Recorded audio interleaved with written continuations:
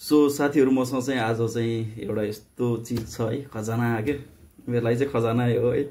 So मलाई एकजना गुरुले भन्नुभएको थियो भगवत गीता पढ्ने हो भने चाहिँ साधक सञ्जीवनी हो, यो भगवत गीता चाहिँ पढ्नुस्, यसमा अझै धेरै चाहिँ राम्रोसँग चाहिँ डिप लेभलमा एकदम गहिराईमा पुगेर चाहिँ यसको चाहिँ व्याख्या गरेको छ भन्नुभएको थियो है। थ्यांक यू हजुर गुरुलाई चाहिँ मैले एकदम धन्यवाद भन्न चाहे। र मैले पुरै नानगढ खोजेर बल्ल बल्ल भेटाएर मैले चाहिँ यो भगवत गीता ल्याएको छु। र आज बेलुका चाहिँ अघि भर्खरै हामी गुरुहरुसँग बसेर चाहिँ एउटा लाइभमा चाहिँ यसको अध्ययन गर्ने सानो मौका पाएँ मैले।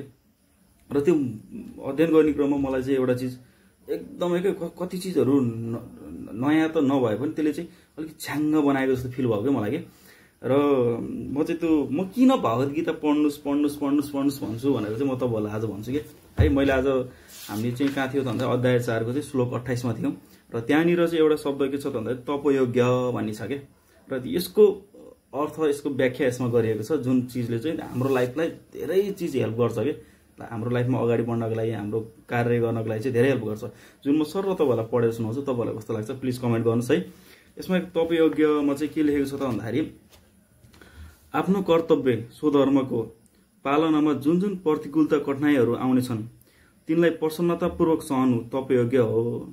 लोक हितार्थ एकादशी आदिको व्रत गर्नु, मौन धारणा गर्नु आदि पनि तपयोग्य हो, अर्थात तपस्या रूप यज्ञ हुन्। परन्तु प्रतिकूल भन्दा हो, यहाँनिर चाहिँ मलाई चाहिँ एकदमै चाहिँ मन छोको के यो शब्दले, यो कुराले। परन्तु प्रतिकूल भन्दा प्रतिकूल परिस्थिति वस्तु व्यक्ति घटना आउँदा पनि साधक प्रसन्नतापूर्वक आफ्नो कर्तव्यको पालना गर्दै रहोस्।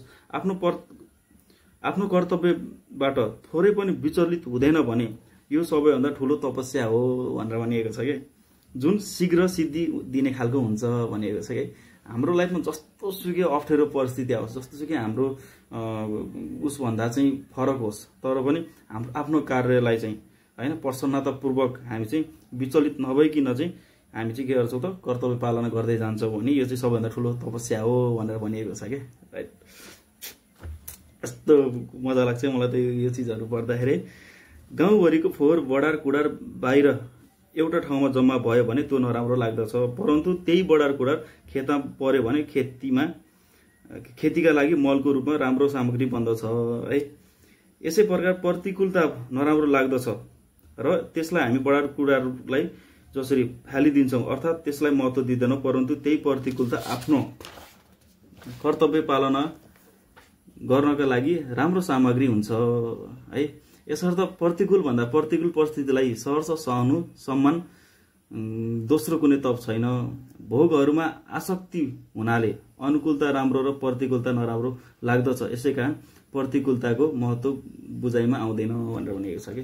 मतलब भोगहरुको आसक्ति रहनाले अनुकूलता राम्रो र प्रतिकूलता नराम्रो लाग्छ भनिएको छ कि। जस्तै हाम्रो चाहिँ कुनै चीज चाहन्छौं, त्यो चीज हामीले चाहेको जस्तो भइरहेको छैन, हामीलाई त्यो चीज नराम्रो लाग्छ, तर त्यही नै चीजले चाहिँ हामीलाई चाहिँ के दिन्छ त बलियो बनाउँछ के है, हामीलाई चाहिँ अगाडि बढ्नमा मद्दत गर्छ भन्नु खोजेको छु। जुन चाहिँ यो जस्तो सुकै परिस्थितिमा पनि हामी चाहिँ एकदम प्रसन्न भएर चाहिँ हाम्रो आफ्नो कार्यलाई अगाडि बढाउँछ भने यो नै सबैभन्दा ठूलो तपस्या हो भनिएको छ कि है। र के भन्छ त भन्दाखेरि हरेक सफल व्यक्तिको पछाडि चाहिँ एकदमै असफल स्टोरीहरु धेरै हुन्छ नि, हो कि नै भन्नु त। हो, त्यही असफलतालाई नै हामीले चाहिँ के गर्छौं त भन्दाखेरि यहाँ बनिएको छ कि त्यसलाई महत्त्व दिँदैन, परन्तु हैन हामी हरेक असफलता महत्त्व नदिकिन हामी अगाडि बढिराख्छौं भने एक दिन त्यही असफलता नै सफलताको कारण बन्छ भन्न खोजेको छ। सो प्लिज म त्यही भएर भन्छु कि सबैजनालाई भगवत गीता पढ्नुस् भन्ने धेरै चीजहरु छ लाइफमा काम लाग्ने चीजहरु यसमा है। त्यही कारणले गर्दा सबैजनाले पढ्नु होला र सकभर पढ्नुहुन्छ भने हैन जुनसुकै पढ्दा हुन्छ, तर बट यो पढ्नु भयो भने चाहिँ अझै बेस्ट हुन्छ है। श्रीमद् भगवत गीता साधक सञ्जीवनी परिशिष्ट सहित भनेको छ के।